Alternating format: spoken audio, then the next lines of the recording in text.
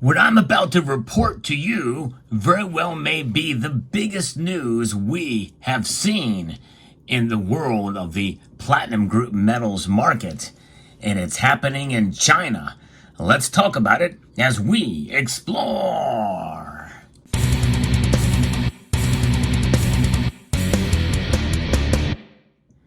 I've always thought that platinum was undervalued since it fell below gold's price. There was a time when platinum actually traded above the price of gold comfortably. I remember buying some of it back then. Nonetheless, we've enjoyed a lot of great savings on this metal that is about 15 times more rare than gold. Now, I'm showing palladium here as well because it will also be affected by this, but I think platinum especially very well could actually skyrocket in price based off of the report that was just sent to me by Alan Gold. China will launch its first platinum and palladium futures contracts. It's going to allow delivery against contracts and forms used by consumers like car makers and other industrial sectors while meeting platinum investment demand as well.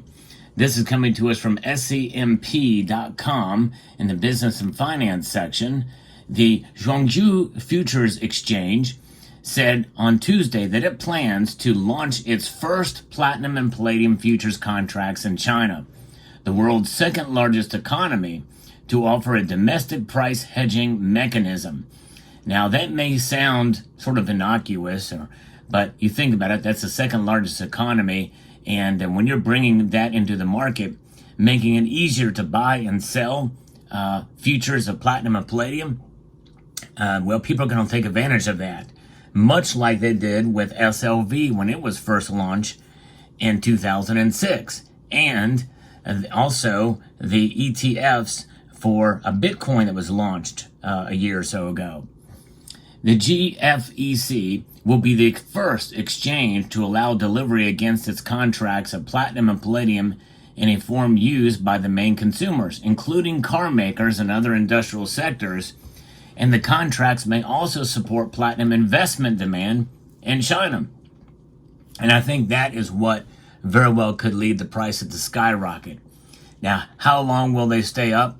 Maybe until the excitement runs out or what have you, but I think when the average Chinese investor thinks about how rare platinum is, especially compared to gold, and even how rare palladium is, there are some that say palladium is actually even more rare than platinum, by the tune of 15 times more rare.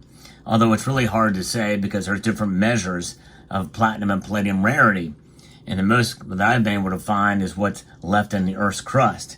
And there's not as much to mine of these metals, especially compared to gold, out there. So I think it's an open market and very well could open up the second largest economy for people trying to find another way to be able to earn a profit. Yeah, that's right. I think that's what this is going to be about, folks, at least at the very beginning, much like Bitcoin futures and the SLV. Our exchange fills a gap in the Chinese market, providing the mechanisms to discover the domestic prices of platinum and palladium in China and help businesses hedge price risk, according to Chen Xiaoqian, which is GFEX's research and development lead for platinum and palladium futures. They were quoted as saying this at the World Investment Council, according to a statement here. GFEX's contracts will enhance the stability and efficiency of the Chinese platinum group metals market, according to Trevor Raymond, chief executive at the World Platinum Investment Council, whose members are Western platinum producers. And you think about it, there's a lot of demand, and platinum is needed for sure for a lot of what China does. So it makes all the sense in the world, but it's just not making big news here in the United States. Is this website I've never heard of before, but I think that there's some legitimacy to what is being reported here, because this is, I think, an Asian-oriented website that we see here. GFEX's Chen told Reuters the exchange has not yet finalized the listing date for the contract. So apparently Reuters has picked up on this story as well. The GFEX, which was established to support China's green transition in 2021, started with silicon futures in 2022 and then launch lithium futures in 2023. The PGM contracts will be settled monthly, while CME Group's NYMEX offers quarterly contracts. So this is going to be something that's going to be traded more regularly, and I think that very well could lead to a more of a flexibility as well as a more volatile and vibrant market. As usual, participants will be able to opt to offset the position at GFEX or to take delivery of the metals if they hold contracts with expiration. However, if delivery is required, platinum and palladium in the form of both ingots and sponge, which is pure metal in powder form, will be accepted against GFEX's contracts. Currently no other exchange in the world allows delivery of sponge. Yeah, think about it. These metals are very, very hard, very, very difficult to produce. In fact, that's part of the reason why the premiums are so high for both these metals. Platinum, or palladium here, is about twice as dense as silver, almost. Well, actually, sorry, it's about 1.25 as dense as silver. Whereas platinum, the most dense of the platinum group metals that are traded, that are measured with spot price, this is about twice as dense as silver, and it is more dense than gold. And it's pretty remarkable, but it's very difficult. They're hard metals and very difficult to produce in coin form or bar form. Because of that cost, this is why there's an offering of sponge. That's right. This is one of those cases where it's okay to sponge off of your vault. The ability to take delivery of sponge would be transformative for industrial users of PGMs as well as car makers, as this is the main form typically used in their manufacturing purposes, according to the World Platinum Investment Council. The GFEX's new features will allow platinum jewelry and investment product fabricators to hedge price risk, and this in turn may reduce the premium they charge clients for platinum products and the discount on buyback, according to the World Platinum Investment Council. Because when you think about it, bars, coins, and I've not yet to see any rounds of platinum or palladium, but they do have that higher cost of fabrication that is not there with gold and silver because of the hardness of the metals. So this is pretty interesting and provides more options. I'll tell you what, this is pretty exciting news, and this is big news. And I think because of this and the excitement around it and the ease of being able to trade in this way, very well could cause a rush on to the futures market in China, which will have an effect and could cause the prices to go up.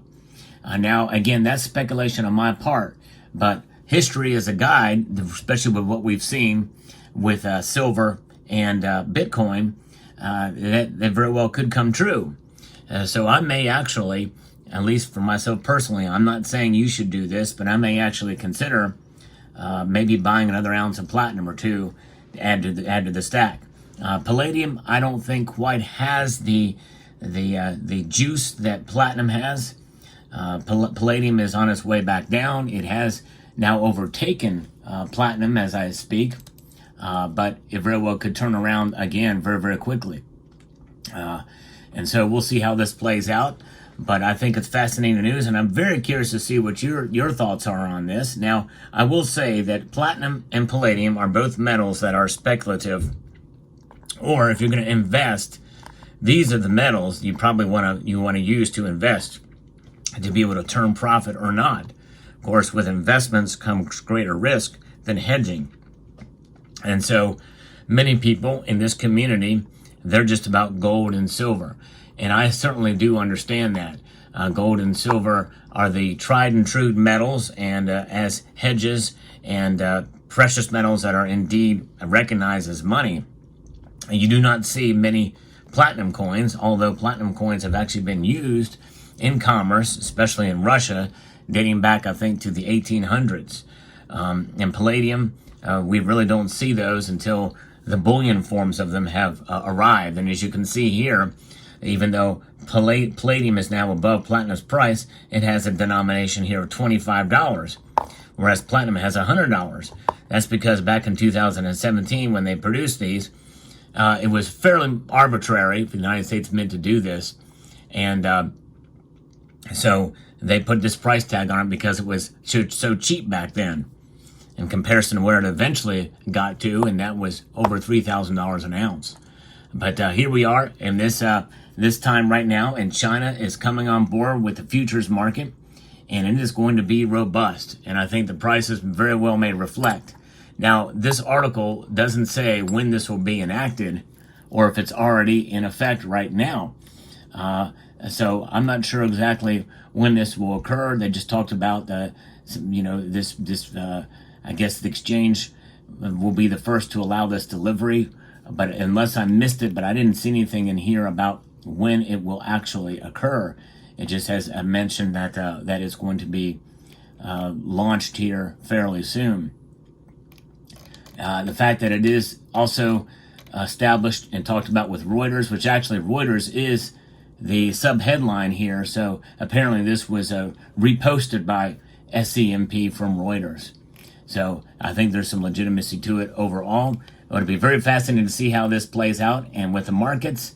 And let me know. We do a Sunday night market watch on my channel, and we don't see platinum and palladium trade very often, although it will move from time to time. But I think with this move, we very well may see a little bit more activity with the platinum and palladium, and we'll watch it more closely in the coming months as this comes online. So let me know what your thoughts are in the comment section down below. And thanks again to Alan Gold for sharing this story with me. And I would like to extend a multitude of gratitude to each and every one of you for taking the time to watch, and encourage you to please rate, share, comment, and subscribe.